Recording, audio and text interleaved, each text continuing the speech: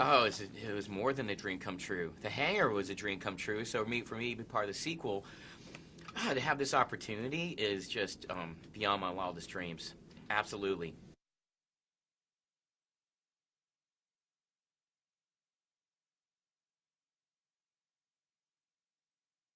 We're all friends off camera, and we're good friends. And I had known or worked with them prior to even the first Hangover.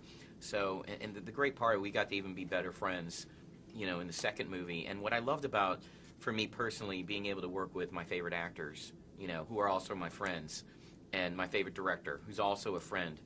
You can't get any better than that. And it's exactly where I wanted to be, what I wanted to do, and then some. And to have this kind of role just blows my mind. And I'm so grateful for that, and I don't take it for granted.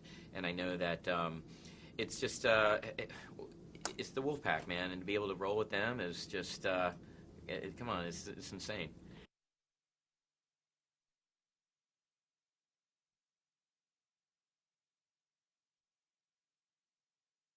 My favorite scene actually is during the car chase when we're being chased, and my rearview mirror just shot off, and everyone else is horrified and like, oh crap, oh my god, and I'm like, funny about that, and that to me is my favorite scene because that to me is what Chow is the whole second movie. He just loves chaos. So I made sure from the rest of the movie that anytime they reacted like negatively to something, I'd always be positive. That to me informed my character. Is Chow just loves chaos. He embraces it. He couldn't be at a library reading a book, he'd blow his brains out. He needs to be where he's a thrill seeker, who's a bit of a sociopath. He's basically if the Joker in The Dark Knight and Joe Pesci in Goodfellas had a kid and then peed on it. Maybe. Pee pee funny. Yeah.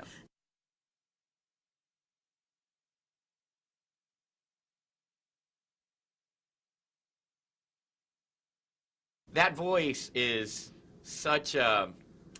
It's just a combination of my wife, who's Vietnamese, combination of my intensity as a Korean, and then a bunch of crazy. You stir in some crazy, and a little lemon, then you get some Chow.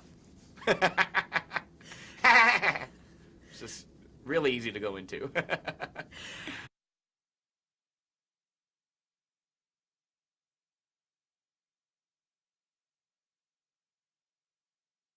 I mean, it made me famous, and it's as simple as that. When the first movie came out, from the moment it came out, it changed my life, and it opened up so many doors of work for me as an actor that for the last 2 years since the movie came out, I've been constantly busy, and I owe everything because of the first movie. Everything I've done, all my success as an actor for the last 2 years, is directly because of The Hangover. And so for me to be a part of the second Hangover was a priceless bonus.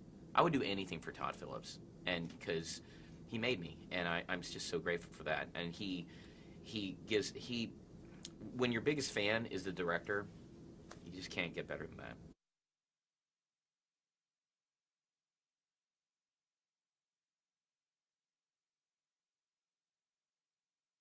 He's great. I mean, it was my idea to do it naked in the first one. So he's the only director I've ever worked with said, Todd, I want to be naked in this. Okay, let's do it. What? That's exactly Todd Phillips right there. If there's something he loves, he will just push to the nines. He commits to comedy, and he's fearless. And I commit to my comedy, and I'm fearless, and we just we're like peas in a pod together. And it's kismet. We're just so happy. I love working with him. He's the best.